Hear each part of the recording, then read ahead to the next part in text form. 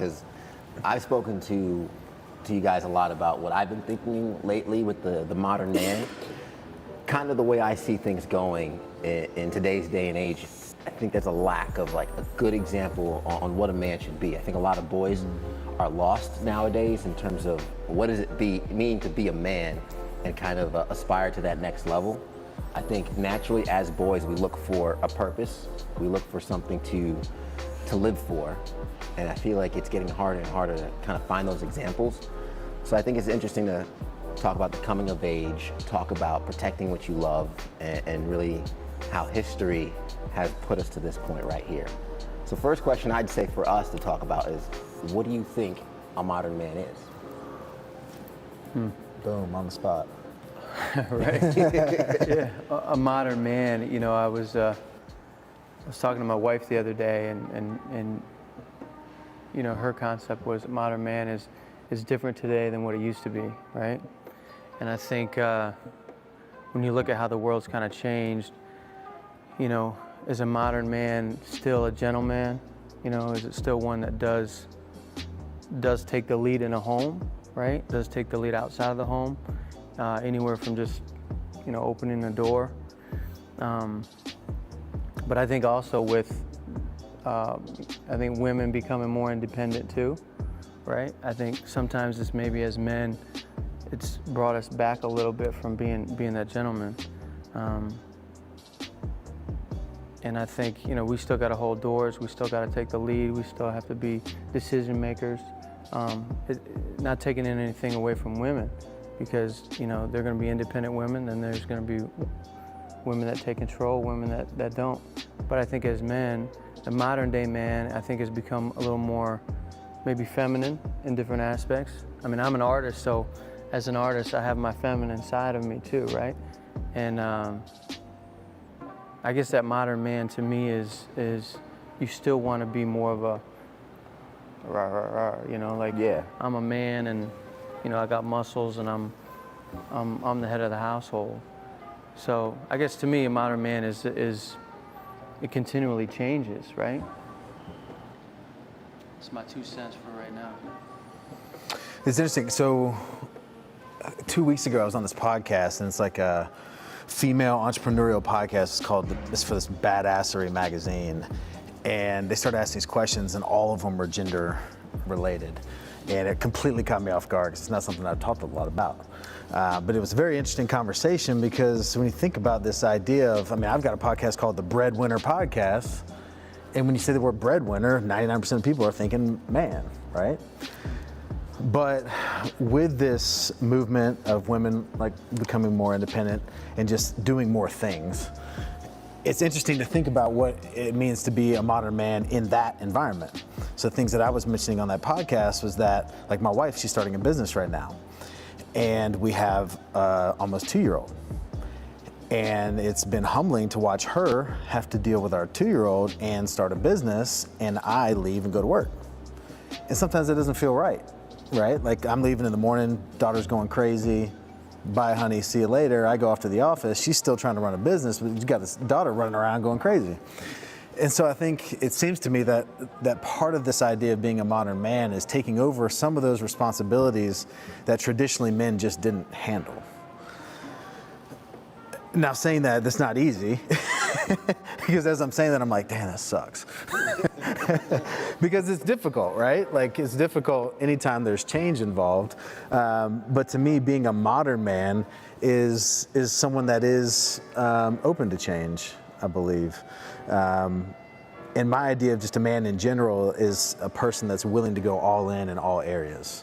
So whether it's with your family, your relationships, whether it's professionally, whether it's your body, whether it's your mind, whatever it is, to be able to go all in all those areas, and whatever area that you're currently, whatever environment you're currently in, be fully present, to me is super important, to be able to call yourself a man. There's a lot of men that go to work, they come home, and they're there, but they're not really present, they're not really available. And I think that there's something wrong with that, and I think a lot of that has to do with the fact that they're not really all in at work. And so when they get home, they're really not, they don't have the capacity to be all in. So to me, like, for my life and being a man, I try to be all in all areas, and that is transitioning in more to those roles of, helping out with a child, which I think will be some interesting conversation coming from the three of us that have kids, and how to balance that, because it is a balancing act for sure. So that's that pass look. I saw that look. They just passed it. Well, first off, I want them shoes, man. Whew. The camo, the Nickies. What is a man? A man, and that's something that's not defined other than by genitalia. So what is a man though in the middle state? I told you guys before, I had the idea about the new alpha. What is alpha? But even being an alpha male versus a bravo male, that doesn't make you more of a man. It's just a mindset, it's the way you act. So I've taken that concept away and just thought about what makes a man. If you want to be a man, you maximize your household. What is your household? So, and how do you maximize it? Maybe, you know what, if your wife can make $500,000 a year if you take care of the kid, maybe you need to take care of the kid. If there's always a different concept. My current girlfriend, she runs a horse farm. So if we decided to have a kid later, if we decide to do that, should I tell her, well, you can't run your horse farm, you gotta take care of the kid, and I'm gonna take that money away from the household?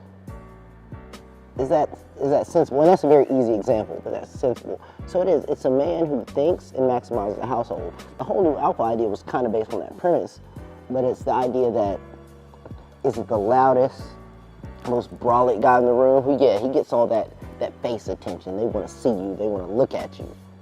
Or is the guy who's in the corner is like, well, I can talk to him, I can buy him a drink, and I can get him to go over here and do this, this, and this, and this for me. It's who controls the arena. And specifically as a man, one thing that has never changed on the definition of a man is your family, your household, that's yours. You take care of that. Now, it being yours may not be as you said, it may not be I'm the breadwinner. It may be I'm the caregiver, but I control the ideas, I control the emotions, I control what goes on in my four walls. When my wife leaves, she knows, well, I'm gonna do this because me and her talked about that. And I gotta understand, hey babe, we gotta do this. Now I'm willing to stay home and do this part if you're willing to go out and do that part. It's always a negotiation. Because in all honesty, any real beast of a man doesn't want a docile woman. You don't want a woman that doesn't understand the universe. You don't want a woman that doesn't understand what's gonna happen if something happens to you. Because that's your biggest fear. What if something happens to you? What's she gonna do? You want a woman that's gonna handle business. Start to finish. If you're in the hospital, she's gonna take care of it. I'm good. Are you worried about paying bills when you're sick? Nope, she's got it. Everything's good. So that idea of it's maximizing your household. Because if you have a woman that's very docile, she wants to take care of the kids, she wants to stay home, there's nothing wrong with that. But you're the breadwinner. That's what you do. And you, as a male, as being the head of household, if you want to speak, it's understanding all the roles, boom, boom, boom, boom, boom. It's like having a company with 100 people, you have to know who to put where.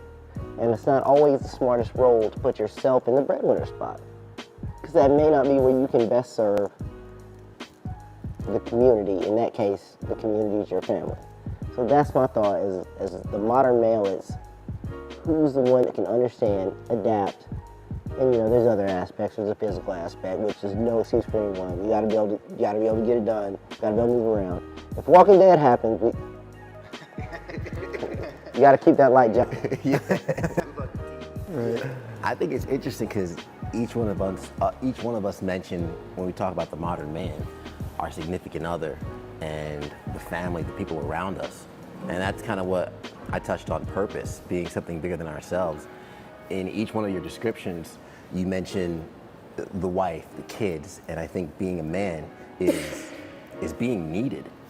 And we could talk about the problem nowadays when we talk about the modern man. The suicide rate amongst men is 3 to 4 times more than women. So obviously nowadays, men aren't feeling needed. Men aren't feeling fulfilled. So if that's the problem, what do you guys think some solutions, and this is open forum, what do you guys think are some solutions for men to feel fulfilled?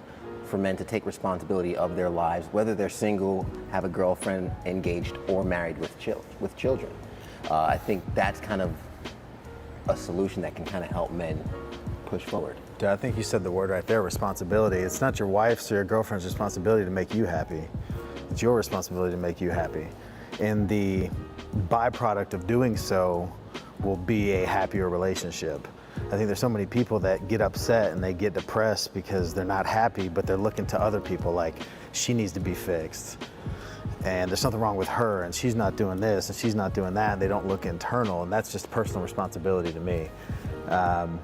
The lack of personal responsibility is the biggest cancer in our society, period. And it's that whole analogy we've all heard a million times with the cabin pressure dropping in the airplane and the oxygen mask falls. And people hear that and they're like, yeah, of course, put it on first and then you can help the others. But people don't realize when that's really happening, like if you don't do that, you die. Like you die. And it is easy to say in theory, like, yeah, of course you put your oxygen mask on first, but when it's in real life, it's not that easy. It's not that black and white. But it's not until you take care of yourself, and in that case, being your happiness, that you have the capacity to take care of anyone else. Like until you're happy, you can't make anybody else happy.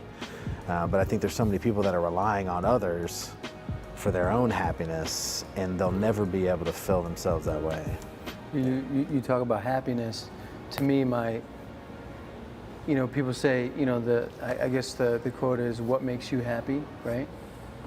And to me, there's a difference between happiness and joy, right? I know for me, my son, my family, my wife, it brings me pure joy, right? Happiness is an outward thing. I think joy is an inward thing. And you also talked about responsibility. I think as a man, we do have to take responsibility. I think this day and age too, there's a lack of men that take responsibility for themselves, for their families, and for others. But I also think pressure, you talked about suicide.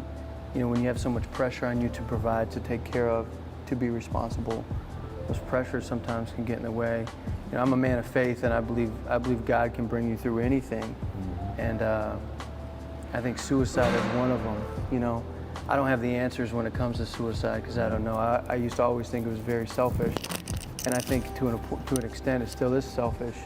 But I know a lot of people that have lost loved ones that have, killed themselves, and it's a touchy subject. And I think it comes back to the point of being a man. When you're on the street or you're in a new city and you see someone that's just in need or down, just a simple hello, a smile to someone can make a difference in their day. And you never know what someone's going through. It's really taught me a lot lately about just people in your lives that you can, I guess, just ask questions and talk to more, because we all get busy with our lives. And I think it's important as men to be friends, right? Be brothers, be husbands. And I think if we really find that true joy inside, I don't think suicide can really come attack us, because it starts within, not trying to find all this stuff from the outward appearance, And, I've seen the ups and downs of life. Success, money doesn't make you happy. That internal joy is really what's going to bring you true happiness.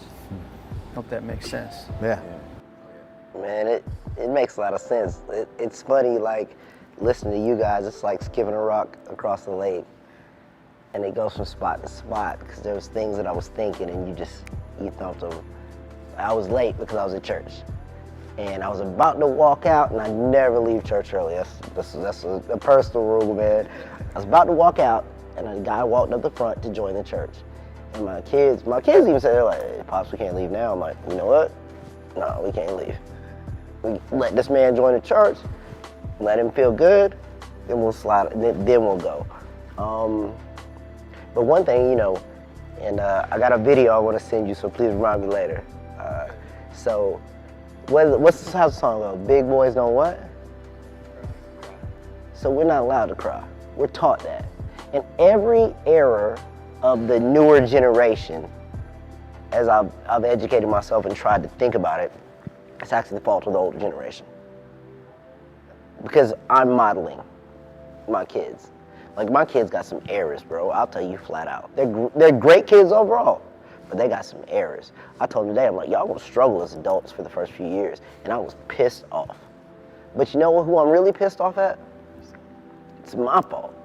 Because there's some certain things that I have done incorrectly. You know what? I was blessed to have twins, so I got a double lesson at once. If I have another kid, maybe, maybe not. That's not my thing, but I see what I did. I see it. I know what I did wrong. So when we're talking to these people, because everybody's not the same, we down guys that are sensitive when we're younger. You don't play football, you don't hit, you don't kick. We downplay those people, but those are people as they are made, as they live. That doesn't mean they're not men. That's archaic. The thought process that we are putting into these young men has to change. If you have a problem, don't eat it. Come talk to me. My big thing, like, and I'm sure we all have our charitable thought processes, our charitable moves, our charitable thoughts, is the senior or junior in high school to 25. Who takes care of those guys? Who are in the worst positions ever? You're about to be a real man. Who talks to those guys? Who takes those guys in? Who grabs that kid that's, hey man, I want to start this business, no clue what I'm doing. Because you can tell them they're motivated. You can motivate them, you gotta hustle, hustle, hustle. Okay, I'm willing to hustle, but what do I do? Hey man, I'm having a hard time, my family's messed up, what do I do? We taught them, you're a man, suck it up. That's our society. And it's so bass-ackwards. That's not how it should be, because we realize that through genetics, through periods of time, there's a million different types of men. It's just like, you know, on the side I personal train a few guys. I do not train this guy the way I train this guy. Why? Because the same thing doesn't work for everybody. We need to make it okay for men to be upset. Now I'm not saying you gotta run out in the street crying. Come talk to me, man. You can cry, it's okay. But when you're done crying, let's talk about it. Why are you crying? What's wrong? Let's fix it. But as fathers, don't we also, with our children, I know with my child, I don't want him to cry, right? I tell him, okay, you need to stop crying now. You know, whether he's hurt or he's fake crying or whatever. But in the great words of Will Smith, right? How does he say it? You can cry, there ain't no shame in it, right? Mm-hmm. There's not shame in crying, right? There's not shame, but like you said, we are taught to be men. Don't let that. It's just like, tell me you haven't seen this example. Your kid falls. I literally have to grab, for back in the day, their mother, whatever, I have to grab everybody, don't say anything. Because if you freak out, he's gonna cry. And now it's not okay. And I don't want that, I want him to be tough. So, but over the years, I've had some lucky, unlucky experiences. I was raised by my grandfather. So, when he died, I lost it for like 2 days straight. And my kids sit right next to me and got to watch me lose it. Like boo-hooing, breaking down. And I think back to that moment, I'm like, that was okay. They got to see it. Because if we keep commanding them to be tough, rough, rugged, dude, there's a reason only 1% of the universe plays football. There's a reason. It's not everybody. So when you define the man, it's about maximizing your situation, taking care of your clan. My clan isn't your clan, isn't your clan, isn't your clan. We're just different, but that's okay. Yeah. Okay. I think this is a funny topic here, because I think when we talk about being men, we want to talk about being emotionally available and having the freedom and the ability to feel, the ability to cry, and really have like a group of men or someone you can go to and say, hey, this is hard, this isn't working for me, I don't know what's going on in my business, at work, in my household, having someone you could be vulnerable with. But on the other side of that coin, we kind of think men are the last line of defense for their household. They're the last line of defense for what they've built.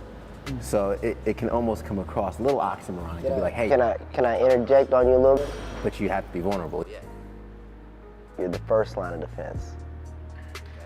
Don't nothing, and maybe that's different because I saw both of them shaking their heads up and down. We have kids. Yeah. I'm line of defense number one.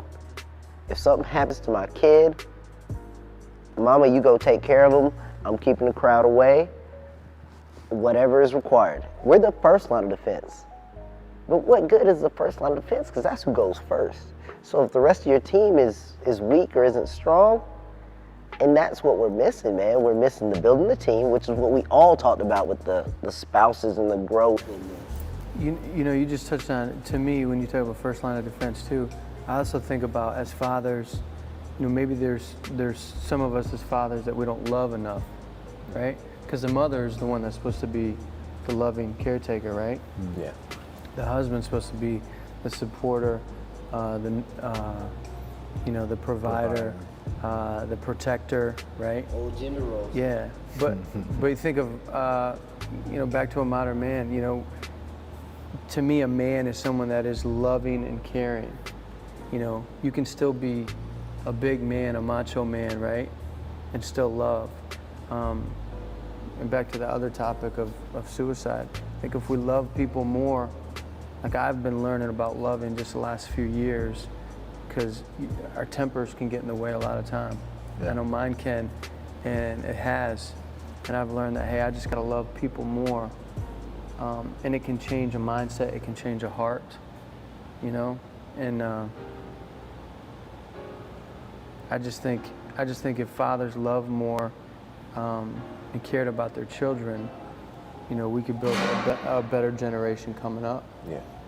The interesting thing though is I lack don't of think it's if fathers love more. I think it's if fathers showed the love that they have more, because they've got it. You're right. They're just afraid to show it, don't know how to show it.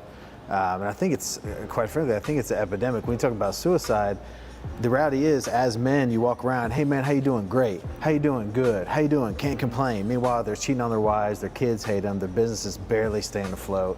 But they put on this like front, like they're this alpha male, like nothing can stop me, like I'm not gonna let anyone know all the terrible stuff going on. And that's when that stuff just boils to the top, and then they get to that place where they're like, I shouldn't be here. My kids would be better off if I was not here. My wife would be better off if I was not here. And so you have to be able to create space for people, and you can do that by being vulnerable yourself. I mean, that's something I've just become extremely passionate about, is that vulnerability is the ultimate form. Dude, and that's the thing, like you say, like, you know, I watch the podcast, I hear you, but you take it one up. Being vulnerable is the start.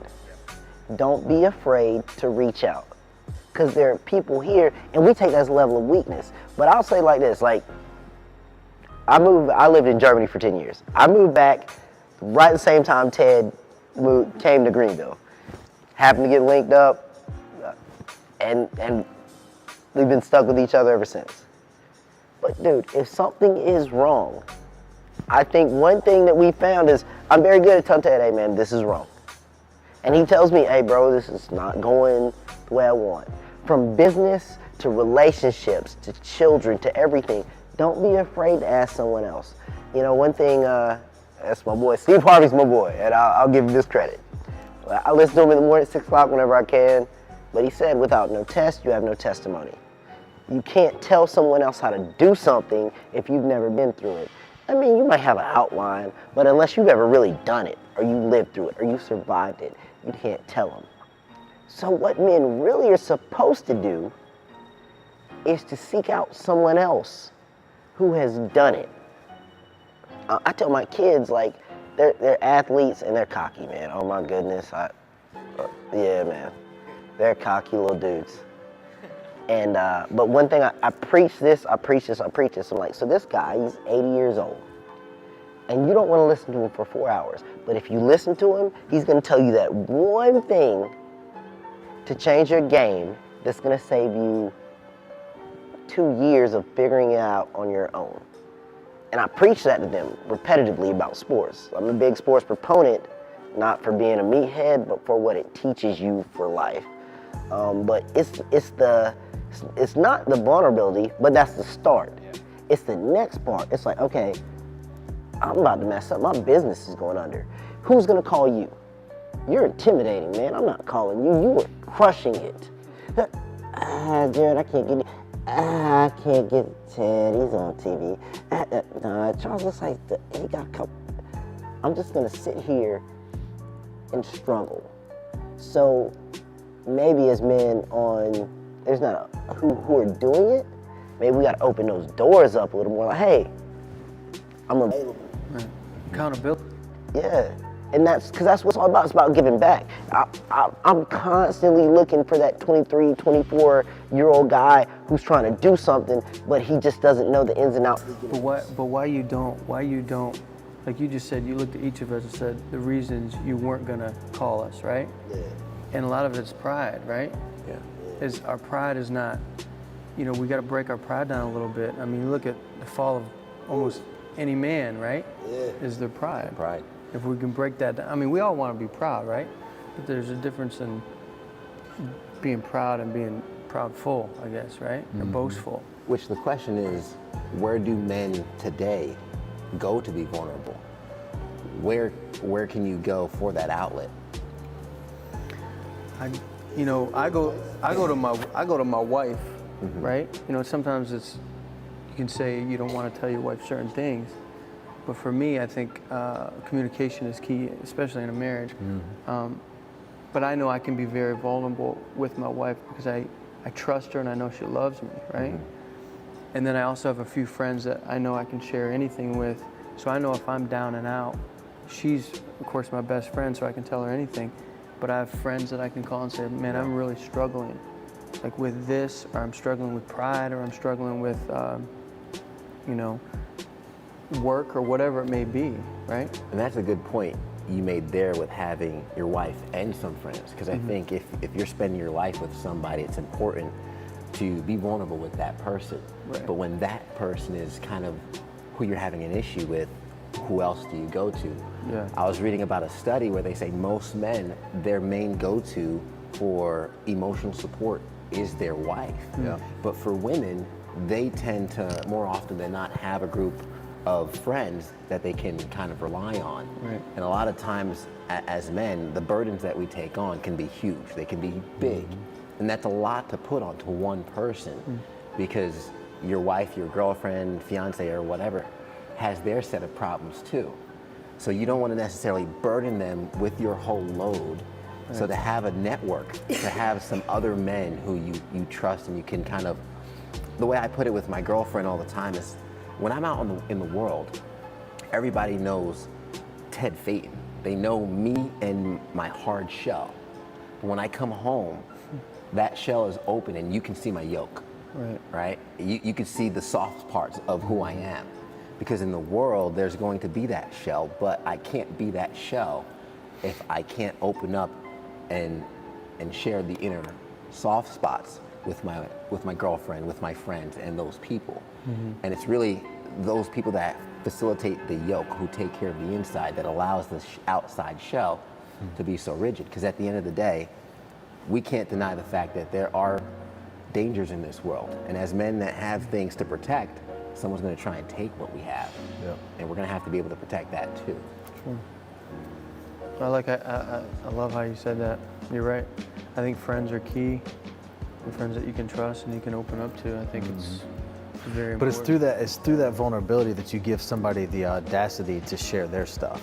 Yeah. Like every conversation that I've had lately that's gotten super deep, it was by me first sharing something vulnerable. And then it let them open up a little bit and share something of theirs. Then it's kind of back and forth. But until I shared that conversation wouldn't have gone in that direction. You know what I mean? So to me, it's just about living in truth I did a podcast with this guy who now I hired as a coach. His name's Sean Whalen. And I had him on the podcast and I asked, hey, what's one thing you quit doing that enables you to succeed? It's like a question I always ask these people. And he said, lying. I said, about what? He said, everything. I was like, jeez. He's like, everything. He's like, I lied to everyone about everything. And it was just that idea, that whole thing, like, yeah, I'm doing great. How are you? I'm fine, great, awesome. And he had a gun in his mouth one night and realized that like none of this stuff matters. It's all about living in truth. And that's a lot to unpack.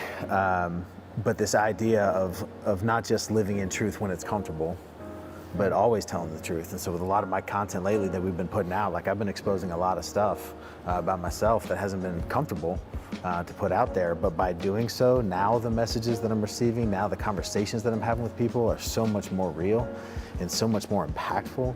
And there's this concept I keep talking about lately, I can't stop talking about it. It's the idea that you can drown in 3 inches of water. And that's where 99% of people live. That's where all of social media lives, basically. That's where everybody else lives. This 3 inches of water. Nobody's ever going deep with one another. It's just this small talk BS, and they part their separate ways. And so my goal now is just to go as deep as I can with people. Like when you walked into the office. Yeah. You know, you walked in, I'm like, hey, what's up, man? We sat down, and all of a sudden just went deep, like immediately. Yeah. Because I was like, no one has time for small talk. Like, I don't, like, hey, how's it going? Great, yeah, cool, yeah, see you later. And we talked about some deep topics, Which, to your point, when you opened up and shared, it was almost like, oh, hey, here, it's one to be like, hey, I'm Tyler, to be like, hey, I'm Tyler. And then in that regard, you end up mirroring the person you're talking to, and with that wall falling down, it's like, hey, my wall's down too, and we end up going. So do you think, as men, we do away with that shell?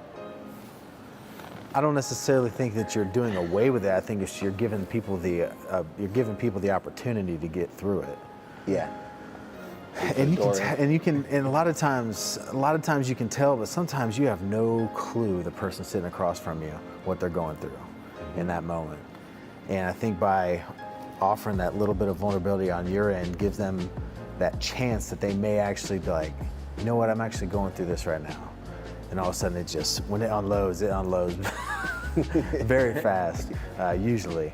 But that's what I found lately. It's just like, you never know what someone's going through.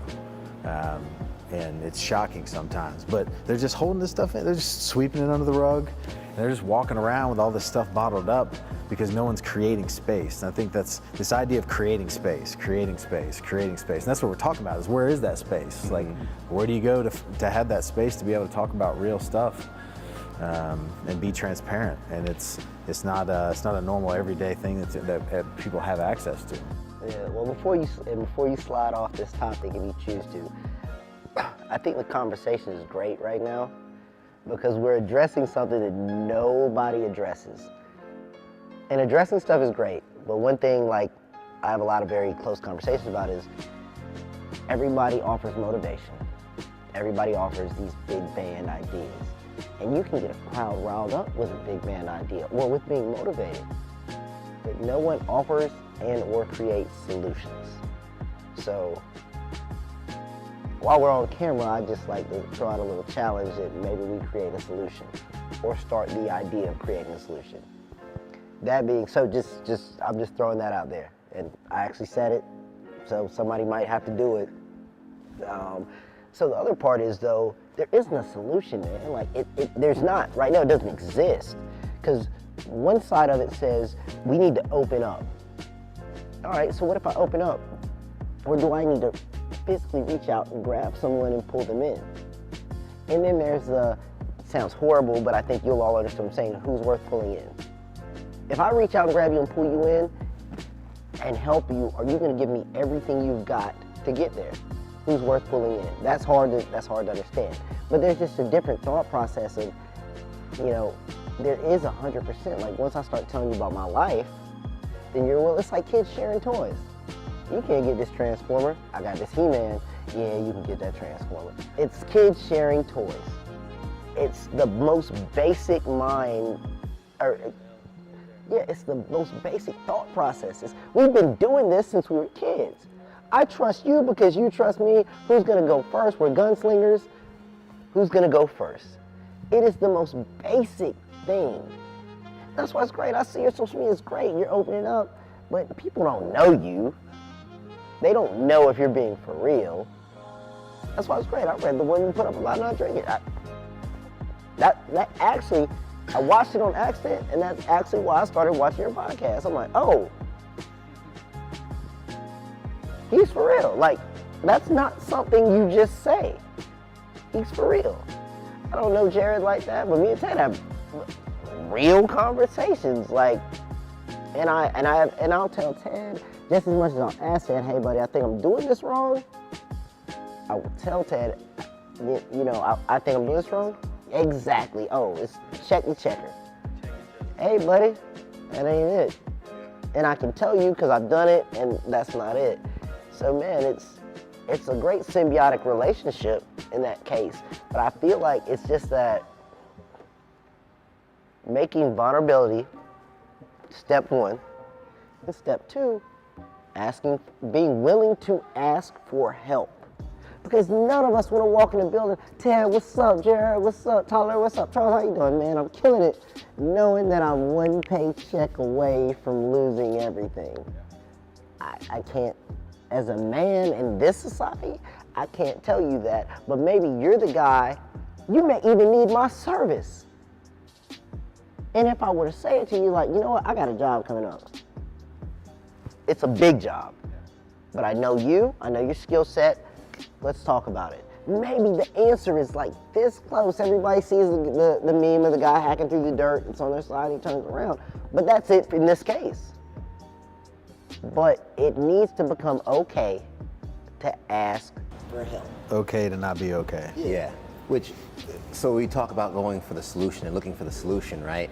And I think that group of men bonding is a solution, because what we've all mentioned, aside from having our wives or girlfriends to talk to, is having a group of friends. Well, how do you build that friendship? Through bond. And how do you build the bond? Oftentimes, I mean, as men, I'm sure we could all say we've built a bond with another man either by honestly going through some shit together. Yeah. Mm-hmm. Whether we're working out in the gym, whether we're having our hardships with the business, or we go to battle together or anything like that. Or to be honest, I remember in high school, freshman year, this one kid, every time I got on the bus, I was this little timid kid freshman year, and he would always make fun of me. Made fun of me freshman year, ignored him.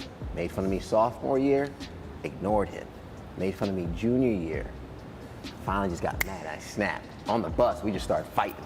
Pushing him up against the window, pushing me up against the window. We just went at it.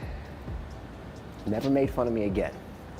Instead of the, what's going on, Teddy, turned into, what's up, Ted? Literally just combating him, letting him know I'm not gonna take this anymore. And you know, he hit me a few good times, I hit him a few good times. But after we fought, it was done.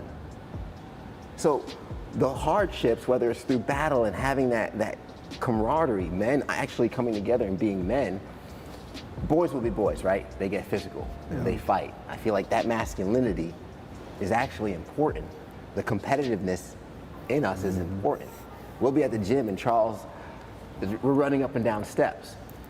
He's like 10 steps, and these aren't easy. We're on like number 4 or 5, and Charles is a half a lap in front of me, and he comes down the steps and says, Ted, you're getting drugged by an old man. I don't take offense. I got angry, but not at him. I got angry at myself. And what did that do? Let me close the gap a little bit. But Don't lie, you ain't closing no gap. hey man, your age is gonna catch up to you soon. My youth will kind of be catalyst. But I think, so I do want to talk about that solution in terms of setting up or having a group of men come together using that masculinity for good. Because I think the masculinity in our day-to-day world, we can't walk into our house with our girlfriend, and like get all that aggression out. But I think as men, we have that. Yeah. And we need to get it out, but channel it in a good, productive way. Yeah, and the help has to be the help. Now the help, you know, I ain't gonna ask you how to swim. I'm not gonna ask you that. I'm not gonna ask you. I'm trying to be a quarterback. I'm not gonna ask you how to play quarterback. I'm not gonna ask you how to improve my vertical leap. It's just like you should be vulnerable to your partner, but your partner has to understand if you're not vulnerable with her about certain things, and even if you are, you might not, you're my support system. I love you, baby, this is what's going on. It's like, and all I really need from you is a hug and to say, baby, you got it. And maybe if you know someone who knows this thing that I'm going through, especially when it's business related, hey, but you know my friend such and such, she does this or she does that. That's what I need. Because the problem is you have to go to the solution, the right solution. Don't just, go out there flapping the wind. When people come to me for business consulting, for instance, I had a guy come the other day. I was like, yeah, you need a non-disclosure agreement. Oh, so you write that? No. I made about 6 phone calls. I'm like, here's the person of expertise in that area for you. You need to get with her ASAP. Before you talk to this person on Monday, who you want to interview about working for you, let's do that first. Just small stuff. But that's the overall problem. What area are you having a problem in? Where do you go? Don't just grab. Go where you need to go to fix your problem. Because we all don't have the same problem. We're all wired amazingly differently, which is what makes us great. It's what makes me like to watch you paint. It's what makes me listen to your podcast. Actually, it's what makes me like to watch Ted do live MC gigs. That's my favorite. He's better live than he is on air. Like live Ted is something else. You might get a couple dance moves. You never know what you're gonna get. But it's the thing. We're wired different. But to be able to find that thing, to have that network, or to be able to plug in to that network of positivity and growth, and people who actually are willing to be a little bit available. We've all got time, we've all got to make money, we've all got to have jobs, understood. But to be able to plug into that network of positivity where we need help. If you need help starting a business, maybe you're an entrepreneur, you're an individual business, that's one area. Maybe you have a business and you're trying to change culture. That's another thing. All these things are different, but where do you find help? Because I know I need help, but where do I find it? Dude, if you could create that light bulb of help and make it okay to grab it, that'd be amazing. One thing that you said a second ago, when you talked about going out and grabbing that person and bringing them in, there's this idea of being a lighthouse versus the tugboat. And you were talking about being a tugboat, and there's a reason why tugboat engines burn out very, very quickly. But man, I've been so intrigued by this concept of being a lighthouse, especially when you talk about under the umbrella of truth and just shining. And it's not the lighthouse's job to decide whether each individual boat follows this direction. It's just the lighthouse's job to sit there and shine, right? And you see lighthouses, they're there for hundreds of years. People freaking go and visit lighthouses and take pictures of them, and they're there forever. But when you really try to start embodying what does that mean for me to be a lighthouse in my industry, in my home, in my community, what does that actually look like? And again, starting with vulnerability, but then leading by example and all those different things that come with being really a leader. That concept of the difference between the lighthouse, because you can try all day. This guy looks like he needs help. I'm gonna go help him. I'm gonna go help her. I'm gonna go help him. I'm gonna go help her. And all you'll end up doing at the end of the day is exhausting yourself. But just by being able to stand and provide an example for others, to me, is the way I want to try to live, my life. But basing that in truth, and by expressing that vulnerability, expressing those truths that are uncomfortable, and giving other people the audacity to do the same thing. And those other people, just through the law of attraction, like they'll come to you. You don't have to go grab them. Like those right people, like those 23, 24-year-olds that need it. When you're setting that example and you're putting your stuff out there, they'll come to you, they're coming to you. And then okay, this is one that's worth spending all my time with, because our time is so freaking valuable, most valuable. That to me, I think, has been the biggest breakthrough I've seen over the last few months, just through the law of attraction, by just embodying truth from that lighthouse perspective and seeing the relationships that have popped up just like out of nowhere. Say out of nowhere, but when it happens, you're like, oh, that makes sense. Like that checks out. But to me, it's super important. Super important. It's an interesting concept I heard in a podcast a while ago about the progression of men that I want to talk to you guys about, get that topic going. It talks about knight, prince, king, and emperor. Kind of all men go through those different stages. Kind of like you hear girls always like, oh, I want my knight in shining armor, you know? And the concept, at least my interpretation of those steps, it's kind of like the knight is the adolescents into their early 20s. You're out there, you're having fun, you're hollering at women and trying to make your money and this and the other thing. That's when you're a knight. But sometimes the knight realizes that he doesn't own anything for himself. And that's when the knight transitions into a prince. And the prince starts building something, wanting to have something to build. And when that is built, he could become a king. And that transition from the prince to the king is what we usually call the midlife crisis. Because hey, you're a prince, you made all this money, you built all this stuff, now you want to enjoy it. But you're a king, sometimes as a king, you have a queen. You have a prince of your own to take care of. But the emperor, being kind of the top part, talks about building out more than that. After you're a king and you have a queen, an emperor is taking care of more than just his own castle. An emperor has a lot more responsibility. So I think the emperor is kind of like, after you've done everything for your family, how are you using your skills and what you've built for the people around you, the community, the world? How are you going to be an emperor of your life? What do you guys think of that progression, and how do you interpret that?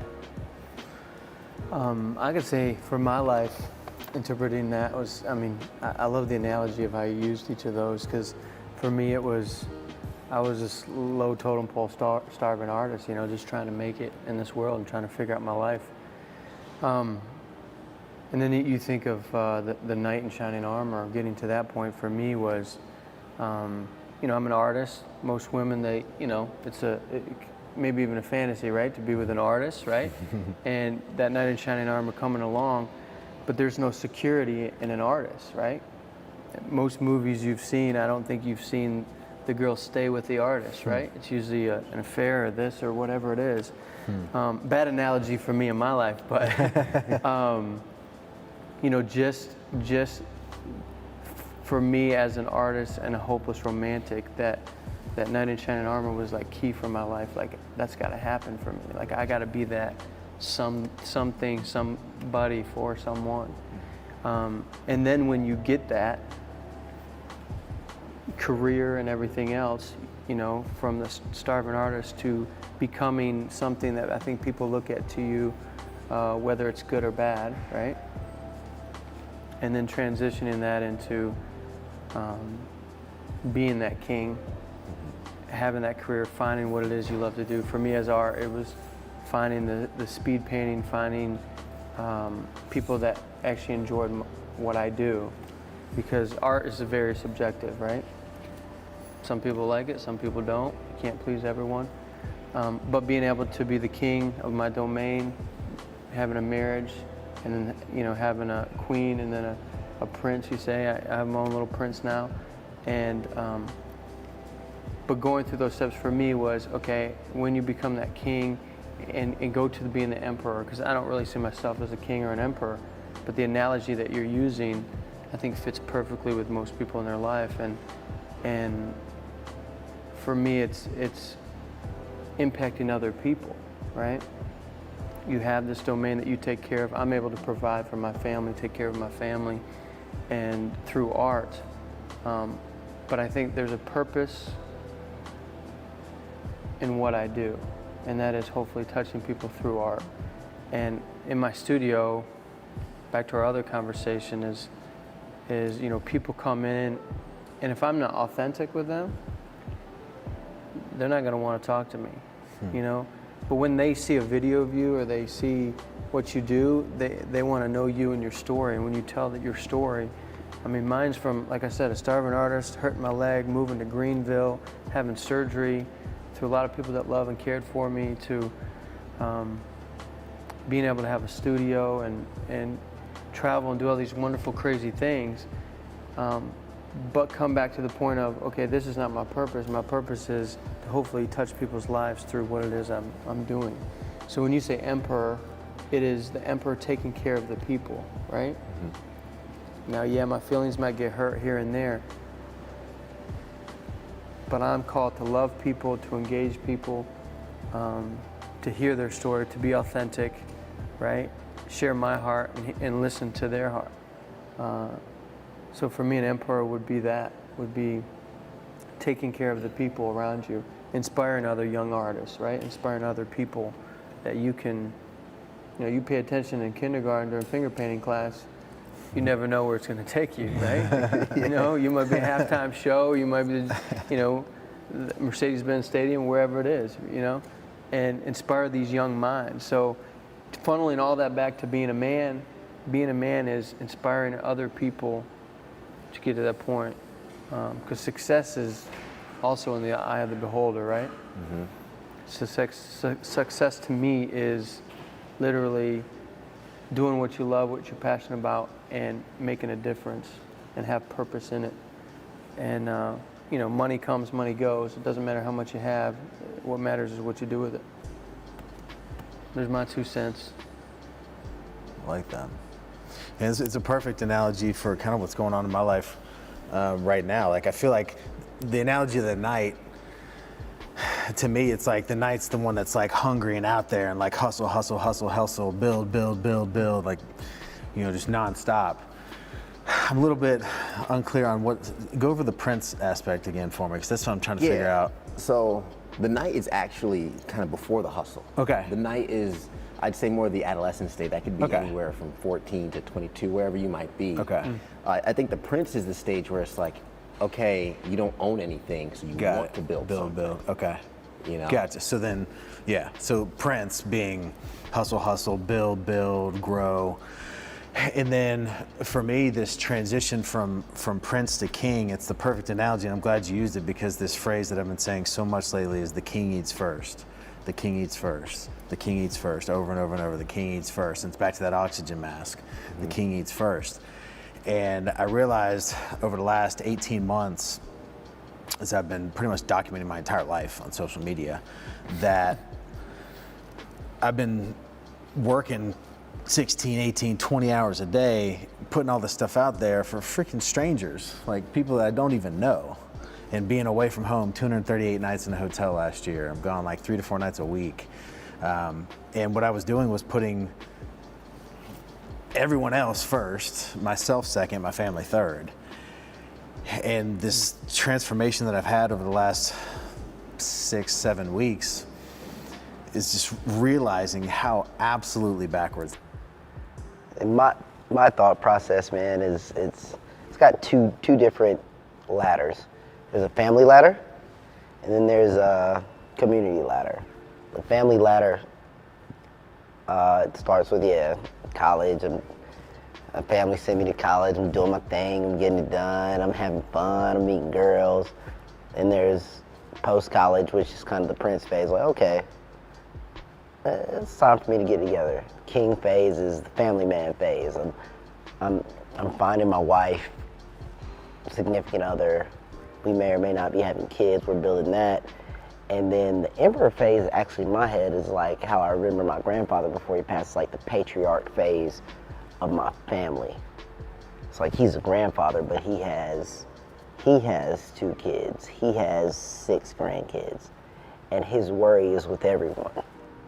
It's, that's why, you rode with me, man. Like, me and Ted had a great conversation about my latest little sleeve edition. It's my biggest fear. Me and Ted had never come. My biggest fear is running out of time to do all the things that I wanted to do in life. And most of them are like making sure my kids are good, making sure my brothers are set and they're good and they're okay. Those are the thoughts, and it's like, man, there's only so much time. So, but that's the patriarch emperor phase of a family. Now, if you look at it from a community organization, the first 2 phases are pretty similar.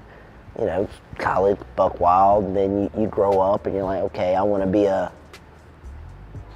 worthwhile member of society. I want to contribute something, I want to do something, I want to figure something out, I want to get a job and do something.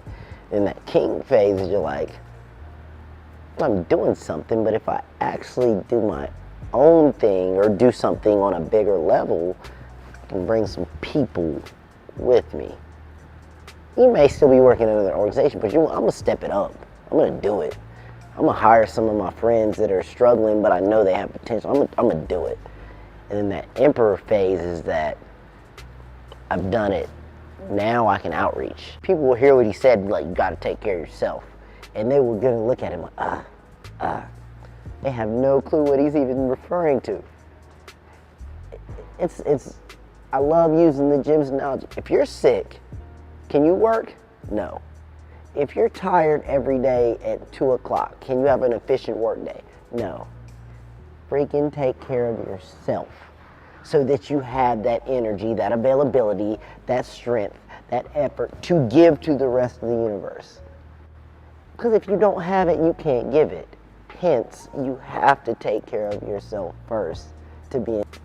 There's no other way to do it.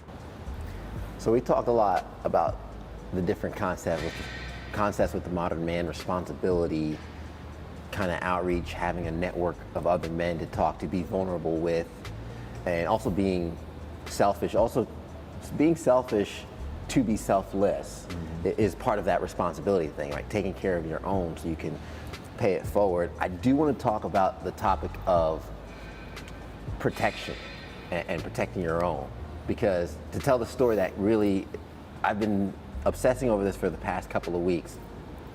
Me and my girlfriend were sleeping, in the middle of the night we hear a loud crash. And we get up, and she's like, what was that? I had no idea what it was, so I'm gonna go check it out. As the man, I think in that situation, it's my job to check it out.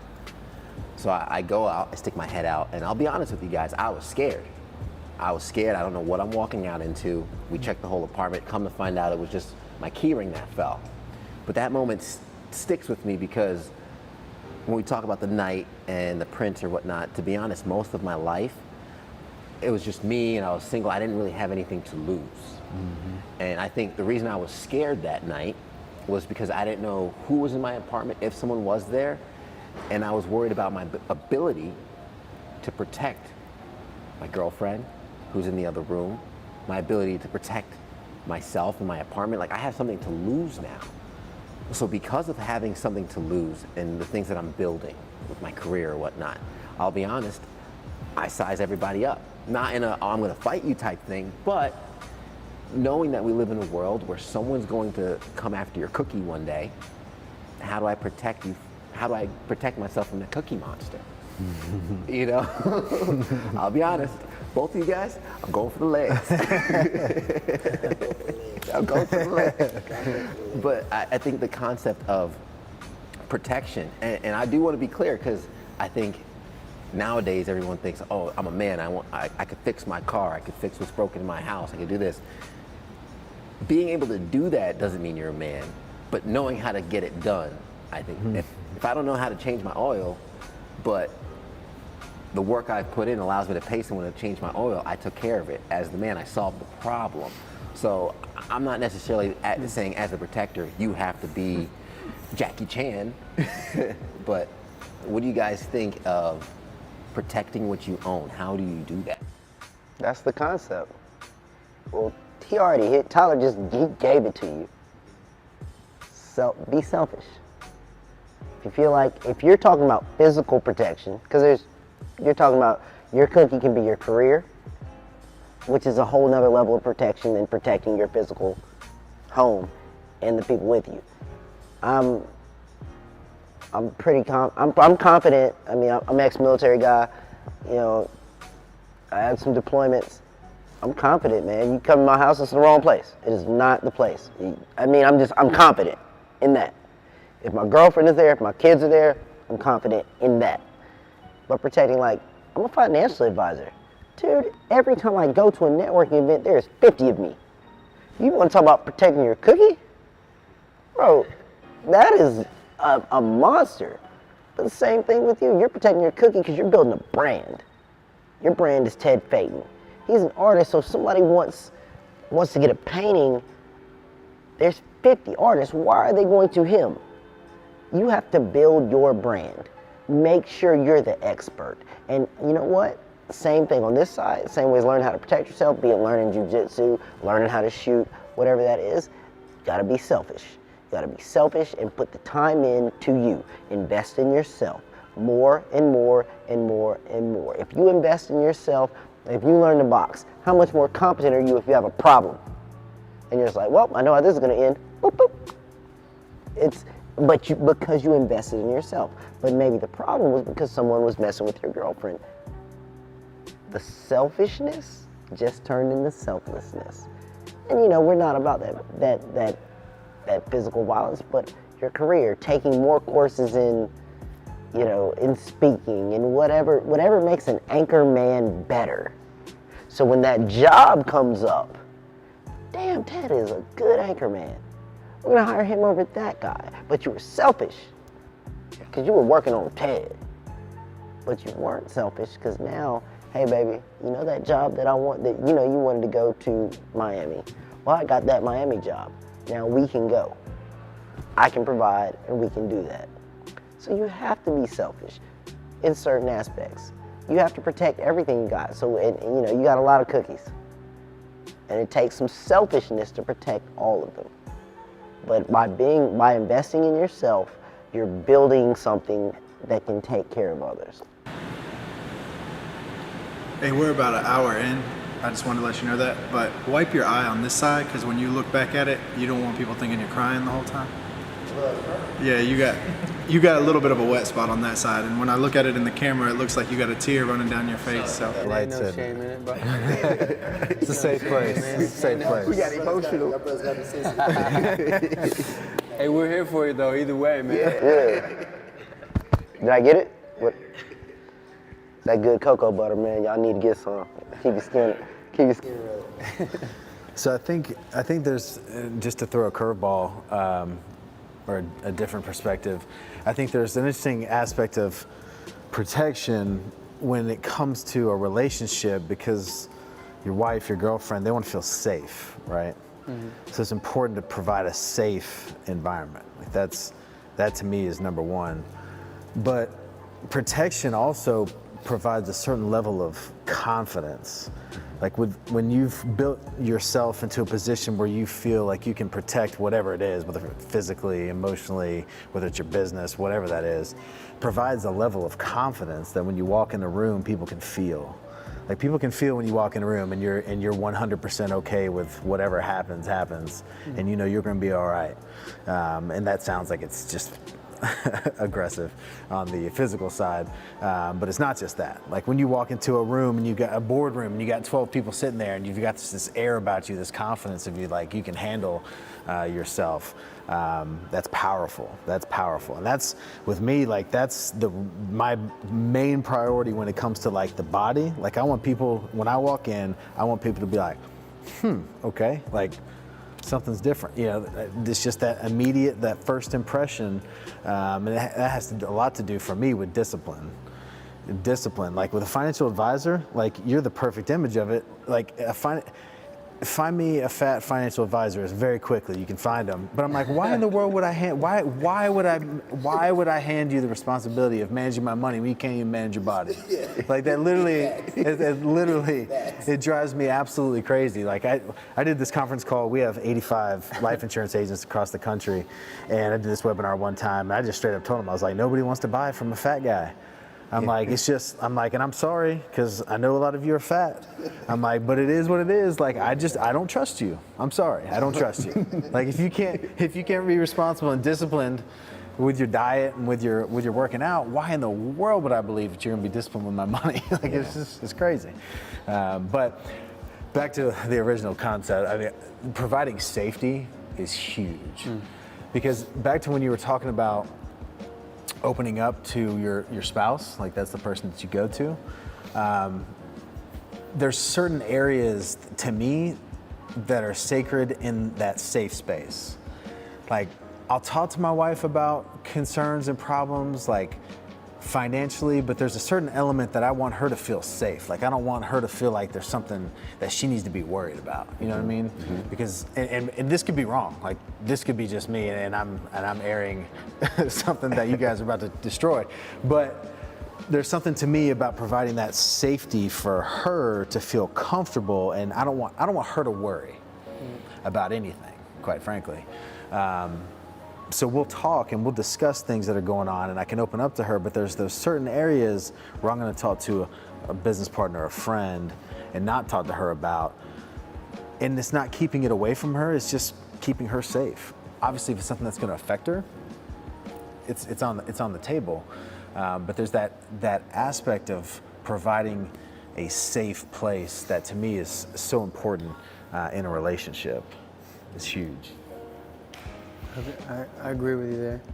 I probably would do the same thing. I don't know if everything was just crashing down, I don't know if I'd go to my wife and freak her out as well, right? Yeah. I mean, I would go to my wife first if it came down to just me personally, if I'm struggling with something. Yeah. But protection, man, it's pretty broad, right? Yeah. For me and my family, I think for me it started out, coming along my journey was I couldn't actually protect and provide for myself, for so long. And then in meeting my wife, and then she had 2 kids of her own, and it just scared me to death. Like, how am I going to take care of her and these kids when I've spent my whole life trying to figure out how to take care of myself? Yeah. And it hasn't happened. And I think it all comes down to what you said, discipline. I know you were talking about discipline for your body, for yourself, but for me it's discipline with your work ethic, with what I do. I meet a lot of athletes, and I grew up playing basketball. Like, that was my entire life, was basketball. And I knew I was good enough, but I knew I wasn't good enough in the area of discipline and work ethic that it takes to be a pro athlete. Now I meet some of these guys, I see the behind the scenes, and they have amazing work ethic, discipline, like Sunday football. You watch these guys in the NBA, LeBron and them, I mean, it doesn't just happen, right? They work out physically, they work on a shot 1,000,000 times, right? They work on dribbling, everything. It takes work. And so for me as an artist, and I always say this, it's like the great lyricist and wordology, whatever you want to call him, Macklemore, right? Macklemore said the greats were great because they paint a lot. He didn't say they were great because they're so talented. He said they're great because they paint a lot. And for me as an artist, that paint relates to me. I realize I gotta work my tail off. I'm gonna outwork anybody. So when it comes to maybe even other artists, they're not gonna outwork me. I'm gonna outwork them when it comes to my field. And when I get to where I feel like I'm being outworked, I get myself in a little space of, woe is me, what am I doing? And I shouldn't be. My wife's a great encourager. She's great to build me up, lift my head up as much as I can. And she's easy to pop it and say, yo, you need to humble yourself and calm down, So because of that love I have for my family, I do want to protect and provide for them. And I'm talking about my career aspect. So that brought me to a point of, I can protect my family on a financial and career level. And I know that I have to keep doing that. On a physical level, listen, if I'm in an aisle, not an aisle, but an alleyway, me and my wife walking and some dude jumps out at us, dude, I'm stepping behind my wife. She's Mexican and she will kick your tail in a heartbeat. Pull that shoe off. Right. She'll cut you in a heartbeat. No, but the physical aspect, yeah, I think we all, as men, we that's our responsibility to protect our families, right? And I think if you don't feel like you can, then you're at a weak point, and that can lead to all kinds of stuff. Yeah. So for me, it's I want to protect my family. Like you gave a great example. There's times at night where I hear something. My first instinct is like, I'm just dreaming. I want to go back to sleep. But because of my wife and my 3-year-old son, it worries me. I need to get up and make sure I'm the one that steps out of the room, not my wife, right? Yeah. And some women might want to take on the role and say, no, I got this, right? But I was about to say, yeah. Yeah. have some more expertise. But That's great that you even, the fact that you'll say that is great. It's what we're talking about. It's maximizing your household. Your household isn't my household.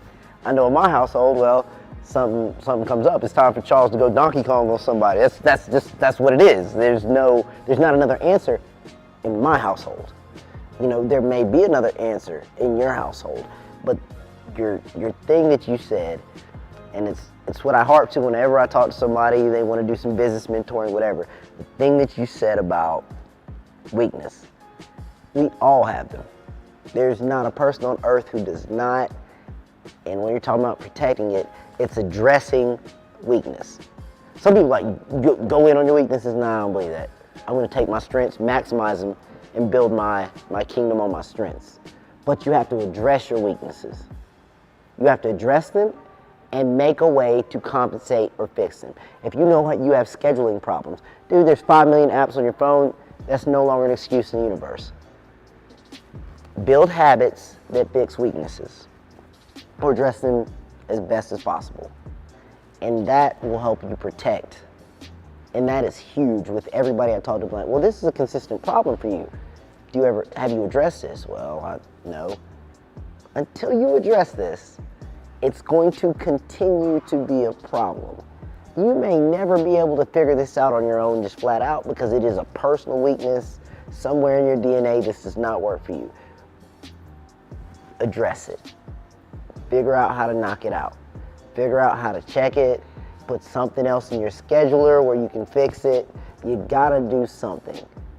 And that he said, dude, if you have a weakness, you gotta address it, man. You can't just let it dangle, because that will get your cookie snatched faster than anything else. Because if I want your cookies and I know your weakness, I'm going right there. Just like a boxer. He's suspect to a left hook. I've never thrown a left hook in my life, but I best believe for this fight, I'm gonna throw 10,000 before we get in the ring. So we talked about a lot of different topics, and I know we're like an hour or so into it, so just want to be respectful of your time and everything. Wrapping it up, kind of asking the same question we started with, and wanting to answer that, and I could start talking about like the modern man. The more we kind of talked, because my concept of the modern man changes every single time we get in conversations like this, and we could talk for hours, but it really hones in to a dedication to growth and personal responsibility. I think in order to be a man, you have to have a purpose and build upon something. Whatever your skills and whatever your purpose might end up being is really going to be the vehicle you use to provide for yourself, for your family, and even give back to the community in the future. So being a modern man is just, for me, I think commitment to growth, to operate at your full potential and take care of those that you love. If I had to sum it up. I agree. I agree. I think it's great. I think you're right. I mean, modern man, again, you can, everyone has their own description of it, right? But I think you hit on the head of responsibility and growth. My motto is learn something new every day. And I think as a man, I think that's important to learn something new every day. Whether it's for me as I learn something about someone else, I learn something about business, I learn something about my craft, I read something that I didn't know, I learn about, whatever it is. You learn something new every day, because if you're not learning, you're burning, and no one wants to burn, right? So modern day is, I guess you got to stay ahead of the game, right? I think it's interesting when, and I don't want to debunk the modern and the modern man, but it's all based on your frame of reference. Our fathers probably sat around and had a similar conversation, and I don't know if they classified themselves as, what does it mean to be a modern man, which is interesting as to us having that conversation now. The difference being now,